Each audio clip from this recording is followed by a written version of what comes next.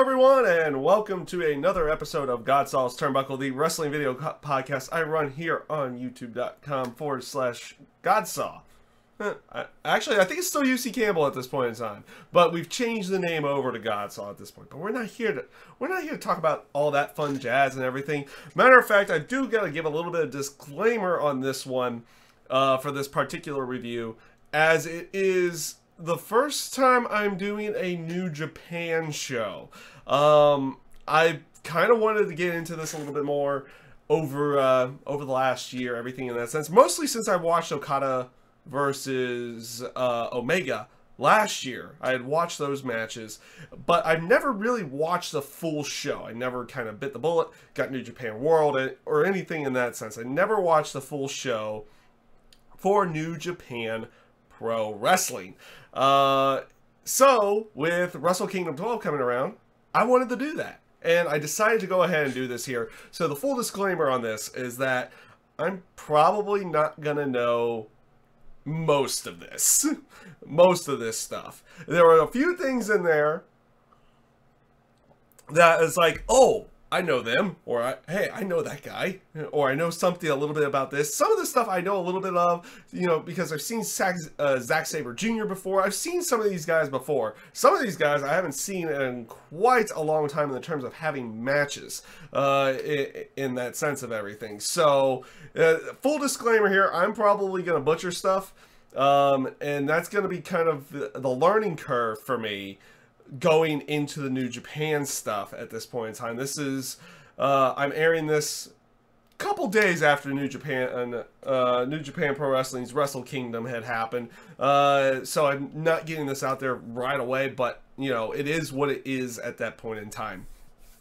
To go along with it. So let's get right into it. Right with the, just like WWE on this side, they have themselves a pre-show, and they have a pre-show match. Matter of fact, apparently every year for Wrestle Kingdom, at least for the last few years, upon doing a little bit of research for it, you have what is called the New Japan Rumble. So it's basically like the Royal Rumble, except it's 20 entrants. And they also do this weird mix of the two different styles of Rumbles I've seen. So you have the WWE style Royal Rumble, where each entrant comes in, it's only over the top rope, everything on that side.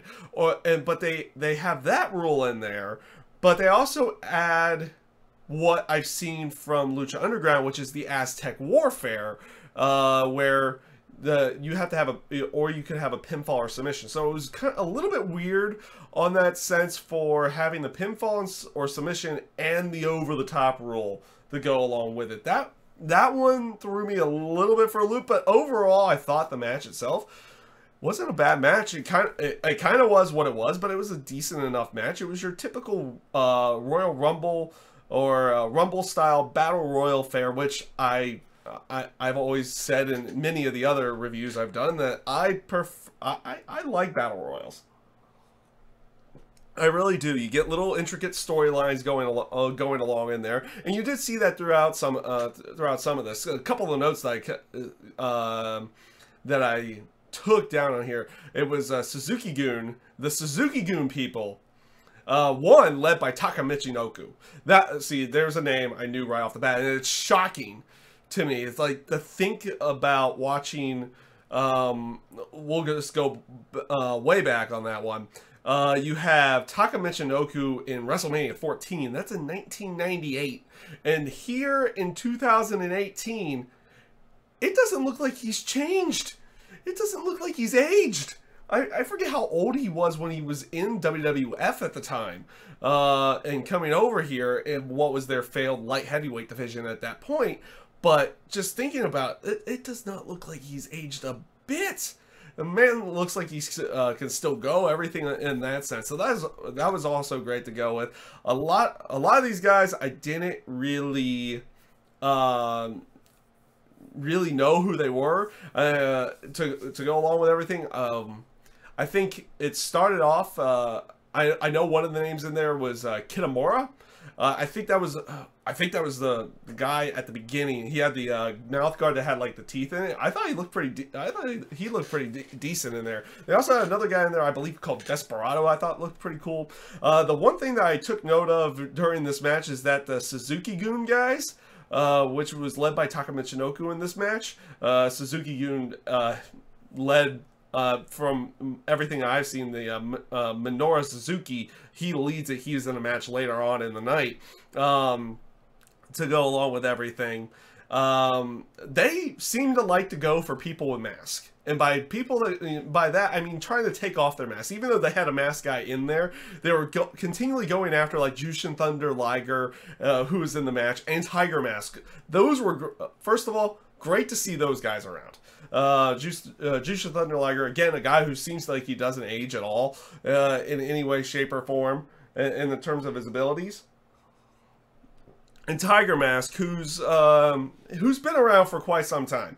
So they were continually like just going after everybody with a mask through this before eventually getting eliminated via pinfalls inside of there. And then I think Tiger Mask and Jushin Thunder Liger was also eliminated by pinfall as well. The other small little note about it that like just caught my eye, and this guy apparently got a huge pop, so he was really he was big inside of the New Japan area, or at least the Japan area in general, and that is a guy named Cheeseburger. He was named Cheeseburger. Interesting. He got a huge pop, and pretty interesting inside of the match as well. Through everything on that one. It came down to a final four. Cheeseburger was in there. You had two small guys, Cheeseburger being one of them, and you had oh, I'm gonna butcher this name. I'm gonna butcher this name that I have on here. Kakamura or Kakihara. I'd probably butcher that. You have those two guys who the guy that I just mentioned also was apparently, and that was the one thing. I was listening to the English commentary so I could at least know what was going on, at least a little bit. And good thing for Kevin Kelly and Don Callis, they were knowledgeable enough on everything, and they were able to get people like me who don't get to watch a lot of New Japan stuff and don't know the storylines or the intricacies and what they're doing about that. So Kakihara is apparently a cancer survivor, which is amazing that he's getting back into wrestling to go along with it. And they had like this spot where the two bigger guys, whose names are spacing on me at this point, they did a little bit in there where it's like they're both beating up the smaller guys, and then they try to charge and squash both of them. They miss them, and that's how they get eliminated. And it comes down to Cheeseburger and Kakihara. I know I'm butchering that name. I'll get it down over the time watching this stuff to go along with it. And eventually, Kakihara ends up winning the match itself. I thought it was a decent enough match. I enjoy Battle Royals. The rules, having the over-the-top rules to go along with pins and submissions to me was a little bit weird, but looked like it was just a little bit more of a tacked-on rule. But you know what? Overall, like I said, like Battle Royals, I enjoyed this one. And yeah, it was good. It was a good match. It was a good enough match. It was a decent enough match and a good way of going through the pre-show on that side of everything. So this brings us to the first match of the night. Now, I'm going to even be more about this one. I'm gonna go ahead and talk a little bit about this side of everything before I get into it. I like what New Japan Pro Wrestling does. They during their intro package, and also on their match card as well, because I was going through their match card while watching it, and like beforehand, they made mention, what's the first match of the night? What's the second match of the night? The third, the fourth, the fifth, all the way to the main event. And that's how it rolls. Like, they announce the order of the matches right off the bat. I kind of like that. I honestly kind of like that one. That way you That way you're not just like left wondering, it's like, okay, where are they going to be placing the rest of the matches? Here, here, here, and here. You know right off the bat what it is. And I actually end up liking, I do like something like that. So they started off Wrestle Kingdom with the Young Bucks going up against Roppongi 3K, and oh boy, it's been a long time since I've watched the Young Bucks in the terms of a full match. In the sense of it, most of the stuff that honestly I get to see because I'm on the internet side of everything, and I know things have changed with them in a certain sense based off of how people talk about them. So it's one of those things of seeing it before believing it. But the Young Bucks are a lot better than I remember them. Not just on the terms of their athletic abilities and in-ring work, just in the terms of their selling and psychological work inside the ring as well, and being able to tell stories. When I watched them when they were in TNA Impact, they were basically just, let's fly everywhere, do this, do this, do this, do it as fast as you can. They were doing things differently here. They were, yes, doing the high athletic ability stuff. I mean, the tombstone, the tombstone pile driver that they have, one of the Bucks does the tombstone while the other one does a flip in to do a spike, looks freaking amazing. But the setup to that and getting to that point as well was just was a really good way of going. They did a lot of different bits in this one, mostly working over the back of, I believe, Matt Jackson got himself injured, but was it Yo? It was Yo or Sho for Roppongi 3K. Got their back injured by doing a plancha on the outside, and they started working over the back throughout the entire match. And they also did a bit where Mike Romero gets powerbombed. He's the director, or basically the coach of the Roppongi 3K side of everything, and they were the champions coming in. Just the match story that they put in here, I thought was really good. I thoroughly enjoyed this match.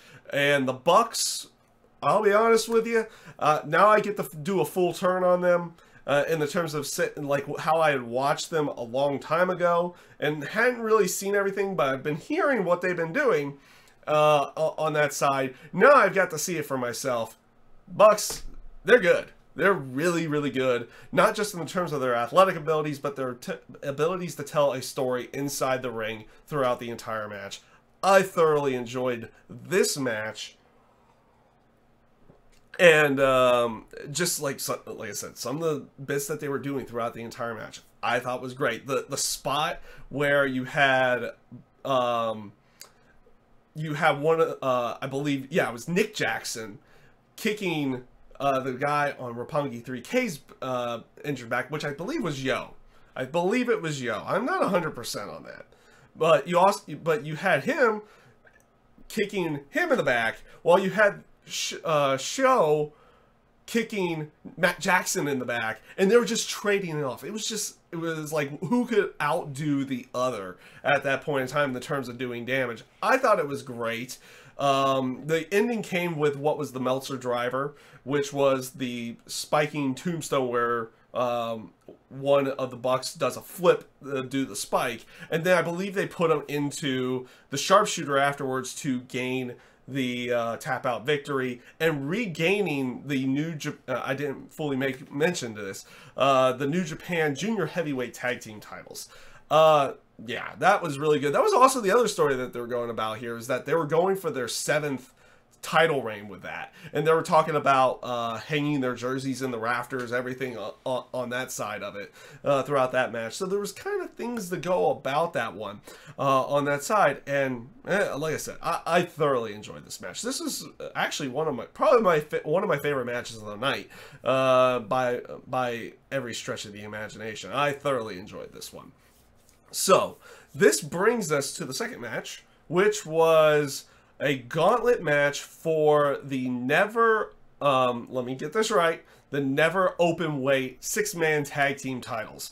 So it's a six-man tag, so it's 3-on-3 on that side. You see that in Lucha Libre or in a lot of promotions in Mexico. They usually have trios titles or something on that side. They also have that over here as well with New Japan Pro Wrestling. This was a decent enough match. I mean, this one wasn't great. This match wasn't really that great. It was kind of like rapid fire in some cases to go along with it. I mean, it's a gauntlet match. Let's be 100% certain if someone revs their motorcycle on the outside over here, inside of my area. So we get a little bit of a motorcycle sound to go along with it. So it was Zack Sabre Jr. teaming up with Tai Chi and Takashi Azuka. I think. I'm not 100% certain on that one. But you had them teaming up. And the first match was them going up against War Machine and Mike Elgin. This was an interesting one. They basically said it was storyline wise was basically like War Machine was not too keen on Mike Elgin and everything in that sense. So they basically had made it seemed like it was going to be a very what was it? Explosive type of dynamic about everything. So that's basically what they were going with on that one. And you basically had Mike Elgin and War Machine kind of work together for a bit, but Zack Sabre Jr. and all of them ended out wearing them down, and they got one of the War Machine guys not to tap out, but to pass out to like a rear naked choke. So they end up getting eliminated. So this brings out, which I believe, let me think on this one. I think this team here was from Suzuki-gun. That's another thing to really go with here with New Japan is trying to keep track of all the different factions. So you had like Bullet Club, you have Chaos. Those are the two that I usually remember of right off the bat. But you have Suzuki-gun, and I know you have LIJ as well on that one. There may be another one inside of there to go along with it that I'm missing. I'm sure I'm missing this in some way, shape, or form. But after that one, the next guys who were out there were the Chaos group, which was Trent Beretta, Toru Yano. So and Yano I had seen a bit of as well because of apparently he's kind of like a comedy style wrestler as well. But he was in this match. He's also part of Chaos. And you have Tamahoro Ishii. Oh man, I'm gonna butcher names all night here on this one. I'll get it eventually. I'll get it down the line here for the more I've watched New Japan, I'll be able to get these names and pronounce them properly and everything on that side. Their match, like I said, this is kind of where it kind of hit rapid fire. Not too much to that variation of the match. That one ends out with Yano hitting a low blow, and as Teddy Hart gets in here, give Adam Mondays. Oh, that's an interesting hashtag you have there, Teddy Hart. But we're going into because what was it? The second variation of the match with the third team there. Yano gets a low blow and gets a roll up to get the victory. So the next one, the next match that's out there, the next team out there is like, oh god. Ryozuki, I think I know how to say that one.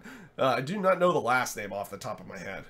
And I'm not going to try to pronounce it because I'm going to butcher that one badly. And you had Juice Robinson, and you had Taki Makabe? I probably butchered that as well.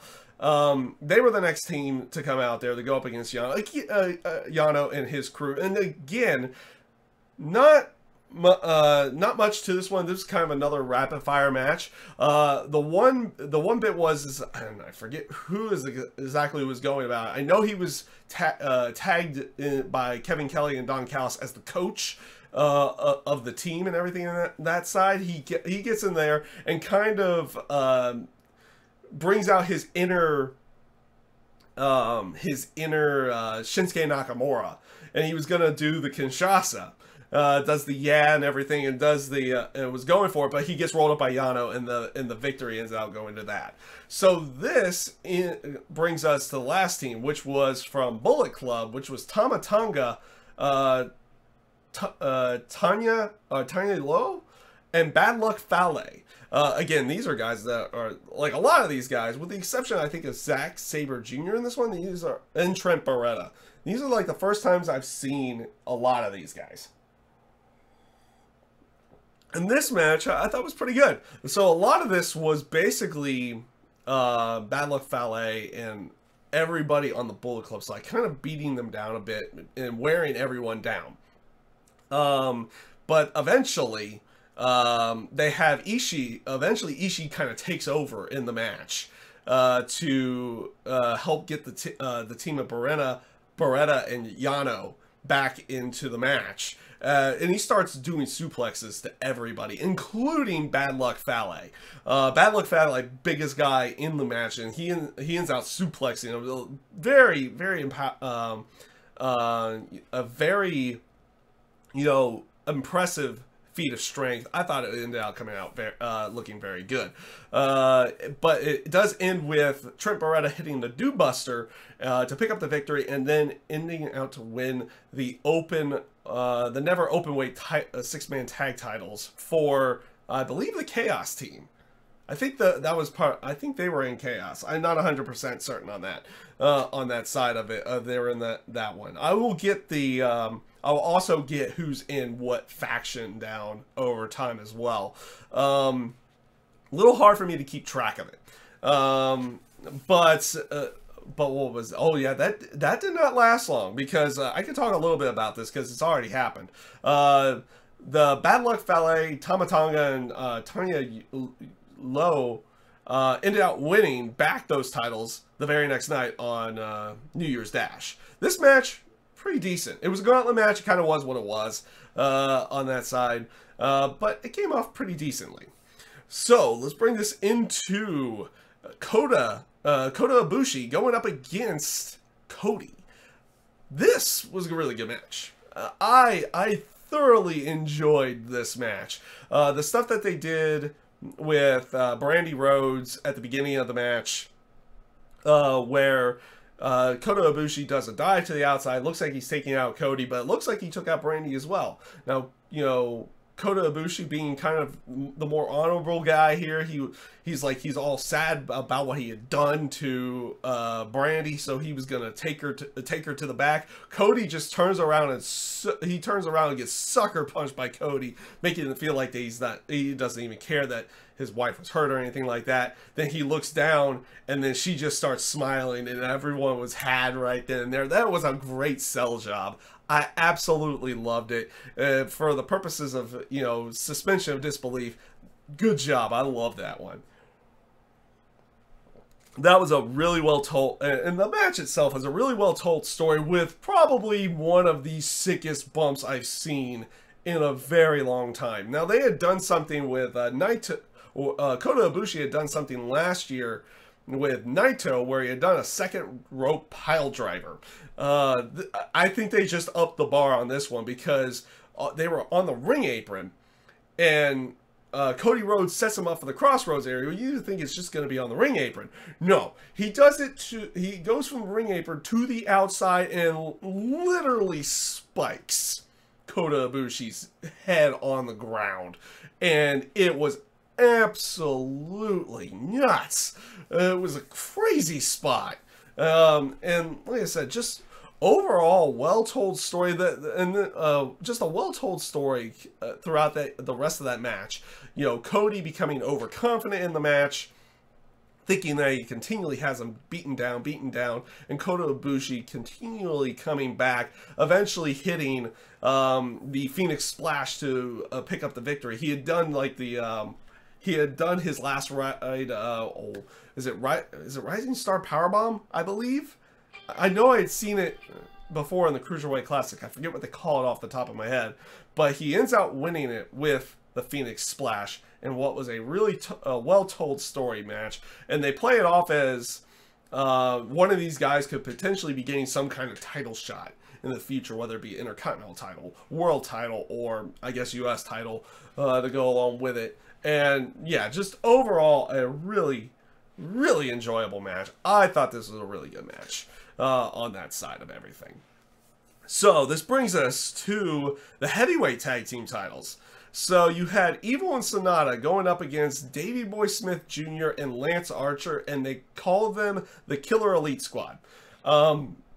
First note, I now know why Davey Boy Smith Jr. stands behind Lance Archer, because he was just basically spitting water at everybody in the front few rows there. He was just grabbing a bunch of water, drinking it real quick, and just spitting it to each side, doing it all around, and I not very hygienic, and you could definitely tell they were the heels.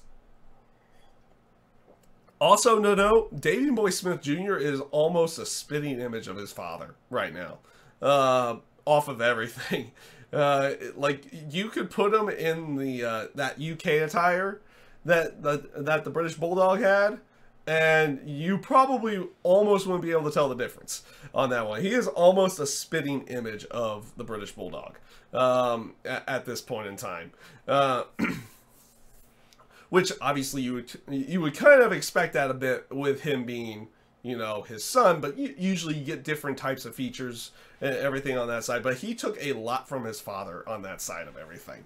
Now for the match itself. So basically, Lance Archer and Davey Boy Smith control most of this match. We'll even say 95% of this match. Like, they even hit their finisher, and like even shocking Kevin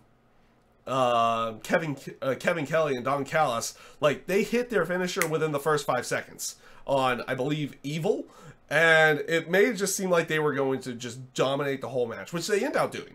They do end up dominating this entire match, but like, to the point that, you know, they were beating up Evil and Sonata, and then they were also beating up Young Lions on the outside and everything to go along with it. But eventually, through everything, after they attempt to go after their finisher again, it does get everything kind of gets countered, and again, kind of going off of the area of overconfidence again. On this one, I thought the match itself was good. It was a good way of showing Evil and Sonata, who are obviously considered they felt like they were considered the underdogs throughout the entire match, and it came off that way. And that they had to do something to be able to beat them, which eventually Evil and Sonata end up doing with a moonsault to finishing off with a moonsault. I forget how they set that up. Was it with the Magic Killer?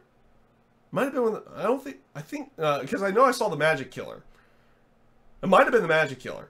They set it up with the Magic Killer, and then, if I'm remembering it right, and then the moonsault to finish off, and picking up the tag titles off of Lance Archer and Davey Boy Smith Jr. Which, like I said, it seemed like you kind of felt it coming a little bit, based off of other things that you typically see in the terms of wrestling tropes, but the way that they did it just made it feel like that they were going to dominate the entire match, in which they ended up doing, but ended up losing in the end. I actually did enjoy this match. It was a pretty good match. It wasn't overly crazy or anything on that side. And some of the stuff that the Lance Archer and Davey Boy Smith Jr. were doing as heels in the terms of their work was really good as well. Like, them just kind of beating up on everybody on the outside was basically the way that they were going the entire time. So this brings us to the Never Openweight title. This is the singles title. This was also a hair versus hair match against Minoru Suzuki, leader of Suzuki-gun. I got that. I'm able to get that one right. And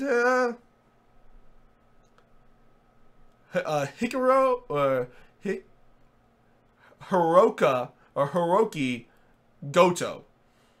I believe I know I said the last name right. I'm not sure about the first name.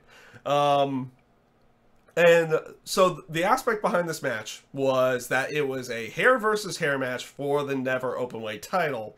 And it was also supposed to be with no seconds, so nobody at ringside. So that's something to pick up on there. I've seen a bunch of matches from Japan before, but I've never really understood what they consider everybody in general here. And so no seconds means basically no managers at that point in time. And man, this was a pretty good match. I did thoroughly enjoy this match. You had a lot. They do a lot of striking. So apparently, these guys were considered kind of more of the tough guys in everything on there. So you're getting a lot of strikes, a lot of open hand strikes, a lot of different. Just a lot of different strikes throughout the entire match. And you had Goto basically almost pass out at the beginning of the match, where Suzuki had him kind of tied up in like a sleeper hold, but he was in the ring ropes, so he was waiting for the break, but he kind of passes out during that time frame. So Suzuki takes control for a good chunk of the period of the match, where it looked like he could just finish off the match with a sleeper hold. And it even looked that way at one point. But he would continually go for the Gotch pile driver. And it was kind of his downfall throughout the entire match. Goto basically kind of never gave in throughout the entire match. And it just came off really good. I thoroughly enjoyed what they were going for here. Eventually, I don't know his finisher off the top of my head. Again, this is my first time seeing a lot of these guys. But Goto eventually finishes off Suzuki and picking up the victory. And apparently, like, they built this up as a thing where Goto had a couple of opportunities where he had won this title just the year before, but had lost it to Suzuki. And he had 2 opportunities, but lost both of them. So he put up his hair, and then Suzuki upped the ante and put his hair on the line too. And Goto ends up picking up the victory inside of this match. Now, this was the interesting one, because even though they said no seconds, you had Suzuki-gun come out, and they were trying to help him as much as they can, but they got fended off by a bunch of the young lions who were sitting at the ringside area.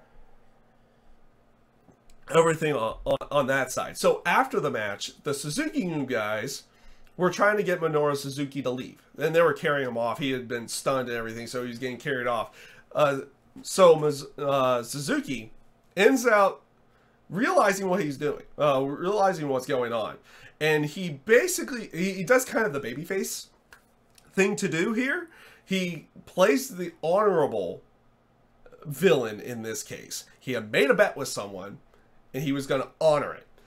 But this is what I absolutely loved about it. So they had pulled in a mat and a chair in the middle of the ring, and Goto had the hair clippers so he would do it himself, or do it for Suzuki. So Suzuki walks back, he grabs a chair himself. So you're thinking it's like, okay, he's gonna bust up somebody or something like that. You think that's where he's gonna go, but no, he goes the different route. He didn't want to have someone put the chair in there for him, so he takes the chair, hits the chair out of the way that was placed in the ring, puts his down, grabs the clippers from Goto, and does it himself. It was an amazing little feat that they did there, and nice little story, good storytelling too, to play off of it, because he plays it off that, yes, he is the heel, he likes to beat people up, everything on that side, but he made a bet and he honored it to go along with. Really good ending to that one. I like how he takes the hair, he shows it to Goto, and just slams it on the chair, and then leaves. And Goto's like, "Yep, that's good enough for me," and basically goes off after that. So this brings us to the Fatal 4-Way match for the Junior Heavyweight title. Apparently, they don't do this often. Titles usually are on the line in Fatal 4-Ways, for the most part, apparently, with Japan. Usually they're just one-on-ones, but they decided to do a Fatal 4-Way here with this particular match. So it was Will Ospreay. What's up? What's up, Steven? How's it going on that one? I will go off to the chat every now and again on this side of everything. But so this match was, again, Will Ospreay going up against Kushida, going up against Mahora Takahashi. I think I said that right. I know he has. This is the guy who has the cat named Daryl that got its head ripped off.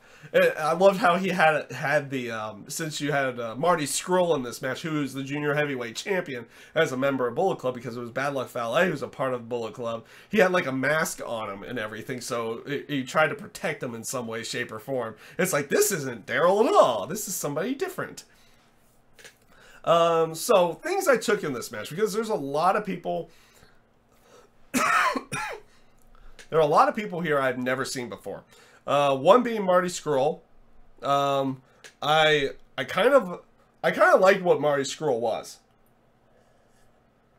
I liked what Marty Scurll was, by the way. He came out like in this vulture type outfit, like long beak, wings, everything. Like, he looked extremely menacing. When he came out, looked really cool. I thought it looked really good for his entrance. But the other thing I kind of took from him in this match was that he likes to call his shots. Like, he would call for the crossface chicken wing. He would call for other things on that side of everything to go along with it. So he was almost like one of those guys. He was almost playing like a little bit of a Deadpool on that one, who likes to call out his moves for everything. You had, I believe it was Kushida, who just was doing, like, at one point in the match where he was doing his comeback, he would do the outside sunset flip power bombs, where he looked like he literally impaled Marty Scurll on the guardrail there. At least his head ended up in between like two of the bars after taking, and then he gets back in the ring and does another one. This is a fun match. This is honestly a very fun match to go along with everything, and it was extremely enjoyable, very fast-paced action. The one thing I'm not sold on, and maybe I'll just have to see it a little bit more, because I haven't watched Will Ospreay all that much as well. Will Ospreay is kind of all over the place. To go along with it, he did this one really cool move that was off of the scaffolding, off of the, their giant setup there for the overhanging lights. He goes up the scaffolding a little bit and does a moonsault on the outside. It looked really good on that side of everything. My only real down point, I guess, is that finisher he calls the Os Cutter. I guess it just looks a little too contrived to me. That's a little bit of nitpicking here, because this was an extremely enjoyable match on all sides. You had this bit towards the end where what was it? Oh, here was another real good one in there. I like this little bit that Marty Scurll was in there. He was trying to get Takahashi out of the match, so he basically gets a bunch of tape from the trainer's kit and just ties his arm to the guardrail, and he was stuck there for a good period of time. I liked little bits like that, and you had some really good storytelling inside this match to go along with a very fast-paced action that was going on in it as well. I found this one to be rather enjoyable. I also liked the aspect that they kind of played off of a storyline between Will Ospreay and Marty Scurll to go along with it. I don't fully know the storyline around it. I know Will Ospreay had won the junior heavyweight title, and then Marty Scurll beat him for it. And this was kind of a way for them to try to get back and going on everything. So that apparently they had been bitter rivals, but they start helping each other inside of the match to go along with it. And I thought it was a nice little piece of storytelling there for people who hadn't really... And again, thanks to Kevin Kelly and Don Callis on that one, they kind of explained that a little bit. on that side of everything. And it was like, okay, now I kind of get where they're going with it on that side to play off of everything. Like I said, I thought the story in the match was really well told.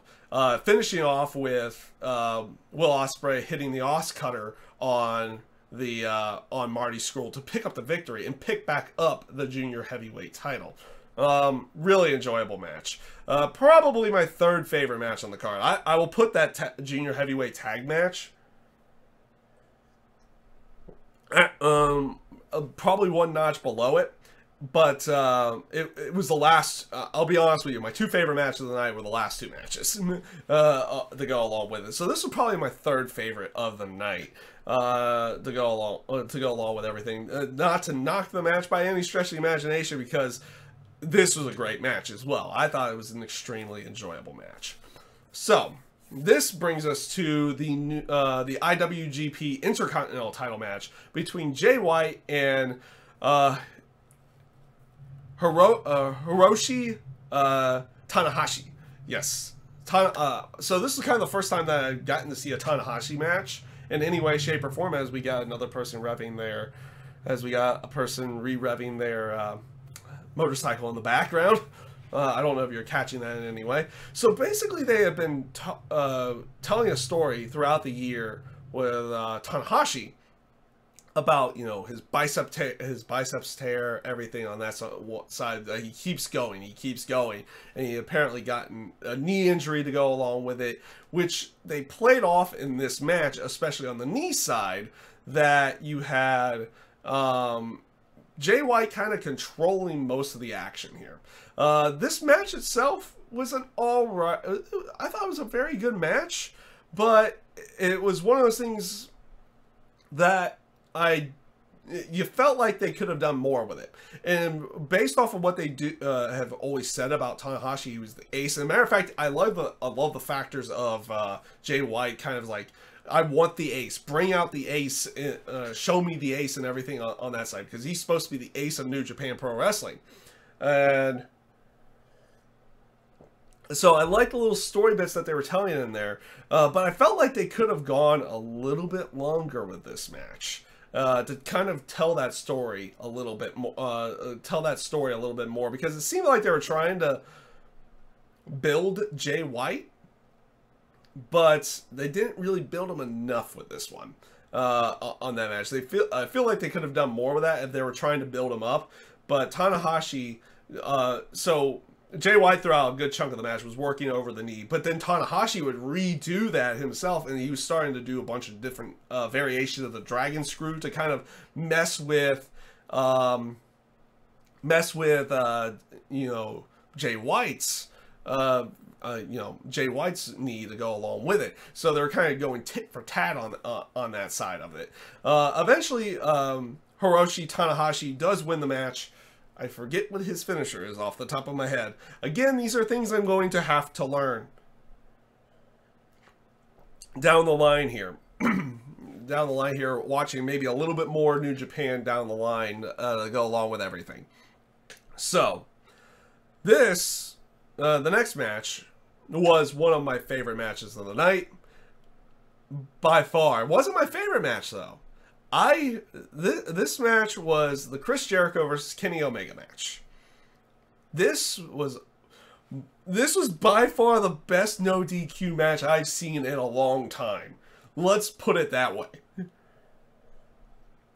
And again, this is one of those bits that they had Jericho, like, this kind of fit Jericho.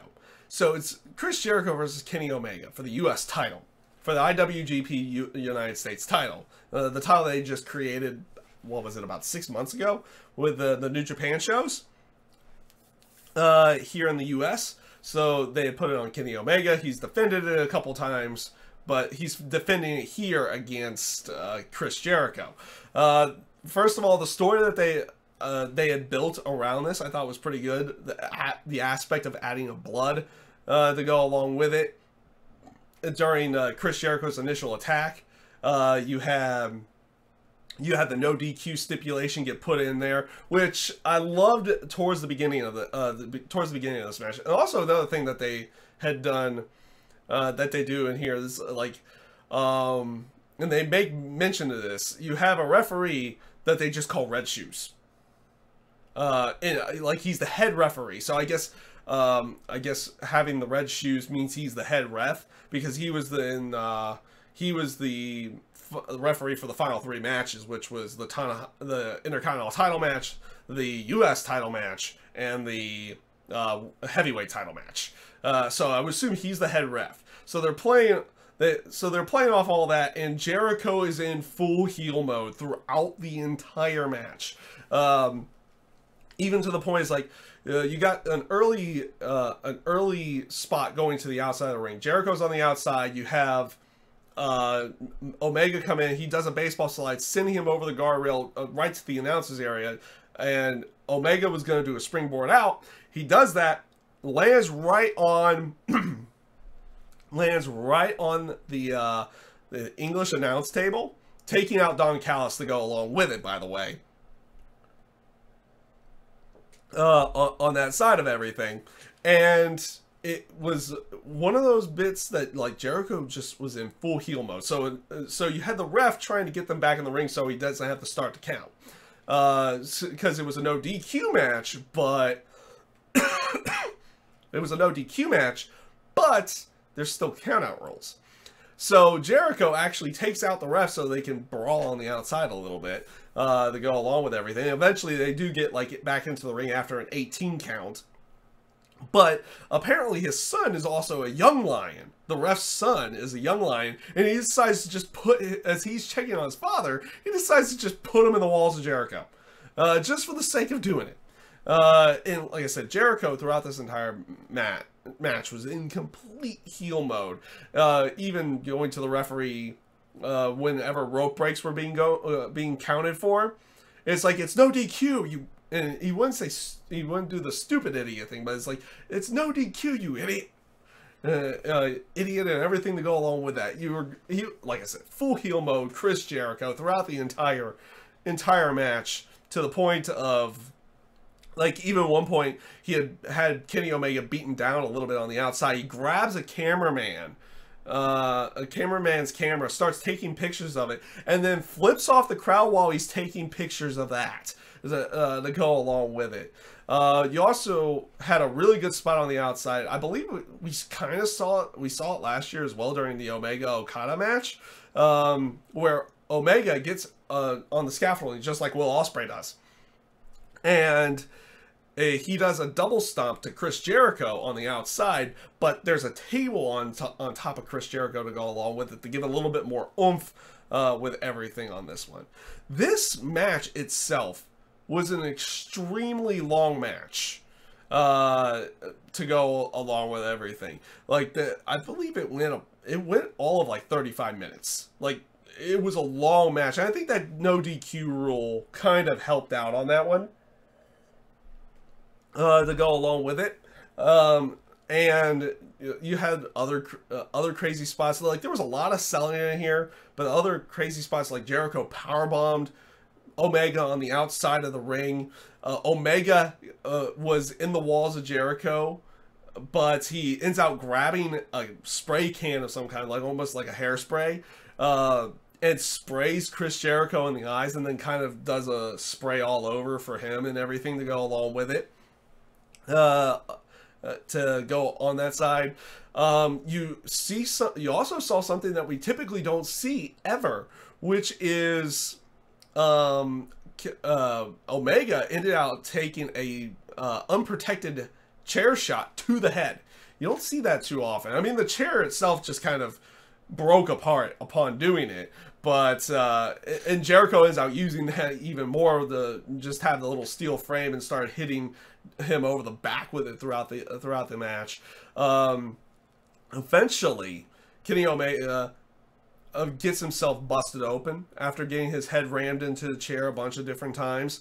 You had a reversal of the one-winged angel with after like Omega had made a comeback. He was hitting his V trigger special that striking knee, which he calls the V trigger. And he was setting up for the one-winged angel. Looked like he was going to hit it, but Jericho rolls through and puts him into the walls again. Like, that was one of those bits like, oh, is Jericho actually going to win this? And it was one of those little bits there, but eventually Jericho was forced to let go of the hold. That was probably the only interesting spot of the match, because it was technically Omega getting to the rope and Jericho just breaks it, even though he didn't need to. But that kind of was what it was at that point. That's just like a little bit of nitpicking on that side of it. And like I said, for this match, you don't really need to nitpick, because it was just absolutely fantastic. It was, like I said, it was best. It was the best no DQ match I've seen in quite a long time on that side of everything. Eventually, though, what was it? Kenny Omega did hit the one-winged angel, but it was too close to the ropes. And Jericho was able to get his hand on the bottom rope, so he was outside of the ring. So that's why the referee doesn't count there. So that one you can actually go with. You also had this spot where Kenny Omega had Jericho set up on the ropes. He hits the V trigger, and Jericho's trying to hold on, but he falls off and goes through a table on the outside of the ring. And this eventually leads to a bit where Jericho has Omega down. He's going for the lion salt, but Omega gets up, takes the chair, and just launches it into Jericho, forcing, like stunning him there on the rope. He sets up for the one-winged angel and puts the chair back right where he was going to hit the one-winged angel on it, and drops him right on there for the pinfall and for the victory. And what was, like I said, it was absolutely a fantastic match, and it was just a lot of fun to watch this match. It was not one of those bits that was like highly technical. It was just an all-out fight and war between the two of them, and it came off really good. I did thoroughly enjoy this match. But also, the other match that I thoroughly enjoyed, which was Tatsuya, I'm going to butcher this name, Tatsuya Naito going up against Kazuchika. It's Naito versus Okada. We'll go with that one. I will not butcher first names for the time being until I can properly do this.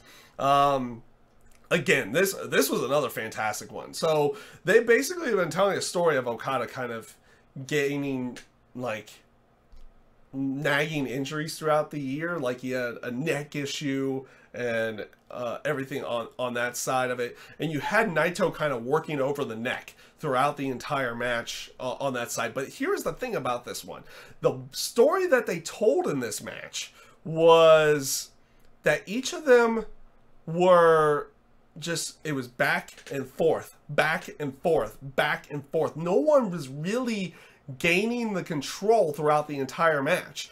You had, what was it? Okada hit a Hangman DDT on the outside of the ring on Naito at some point in the match as well. That was one of the other spots that they were going with. But they had eventually gotten themselves to the point, like during the 30-minute mark, where both of them were kind of just worn down. But Okada was like, he was trying to throw strikes and couldn't do it, couldn't like throw strikes that hard.